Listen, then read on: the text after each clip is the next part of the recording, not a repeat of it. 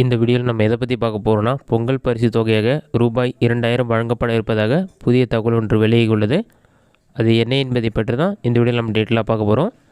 தமிழகத்தில் பார்த்தீங்கன்னா பொங்கல் பண்டிகை வரும் ஜனவரி 14ஆம் தேதி கொண்டாடப்பட உள்ளது. பொங்கல் பண்டிகையை முன்னிட்டு தமிழகத்தில் பார்த்தீங்கன்னா ரேஷன் அட்டைதாரர்களுக்கு பொங்கல் பரிசு தொகுப்பு வழங்கும் வழக்கம் உள்ளது. கடந்த ஆண்டு பார்த்தீங்கன்னா ரேஷன் அட்டைதாரர்களுக்கு தலா 1000 ரூபாய் ரொக்கப்பணமும் 1 கிலோ பச்சரிசி, 1 கிலோ சர்க்கரை மற்றும் கரும்பு ஆகியவை அடங்கிய பரிசு தொகுப்பு வழங்கப்பட்டது.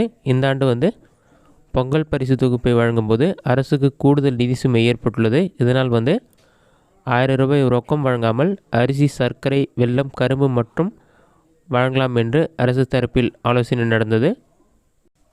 ஆனால் வரும் லோக்சபா தேர்தலை முன்னிட்டு பொதுமக்கள் மத்தியில் அதிருப்தி ஏற்படாமல் இருக்க கடந்த ஆண்டு போலவே 1000 ரூபாய் ரொக்கம் மற்றும் அரிசி, சர்க்கரை, கரும்பு ஆகியவை அடங்கிய பரிசு தொகுப்பு வழங்க அரசு முடிவு செய்துள்ளது.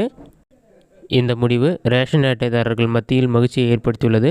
பொங்கலுக்கு இன்னும் 2 வாரங்களே உள்ளதால் பொங்கல் பரிசு தொகுப்பு வழங்கும் தொடர்பான அறிவிப்பு விரைவில் வெளியாகும் என்று எதிர்பார்க்கப்படுகிறது. இது தொடர்பாக தமிழக அரசு அதிகாரிகள் ஆலோசனை நடத்தி வருகின்றனர்.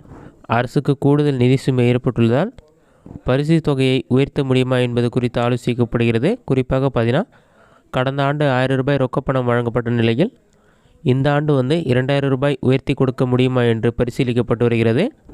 இது குறித்து மூத்த அமைச்சர்களுடன் முதலமைச்சர் விரைவில் கலந்தோசிக்க இருப்பதாகவும் கூறப்படுகிறது. பொங்கல் பண்டிகைக்கு இன்னும் 2 வாரங்களே உள்ள நிலையில் இந்த வார இறுதியில் அல்லது அடுத்த வார தொடக்கத்தில் பரிசு தொகை தொடர்பான அறிவிப்பு அதிகாரப்பூர்வமாக வெளியாக வாய்ப்புகள் இருக்கின்றன. பொங்கல் பரிசு தொகை உயர்த்தப்பட்டால் பொதுமக்கள் மத்தியில் நிச்சயம் பெரும் மகிழ்ச்சி ஏற்படும். இது மட்டும் இல்லாமல் கலைஞர் மகளிர் உரிமை திட்டத்தில் மாதம் தகுதியான பெண்களுக்கு 1000 ரூபாய் வழங்கப்படுகிறது.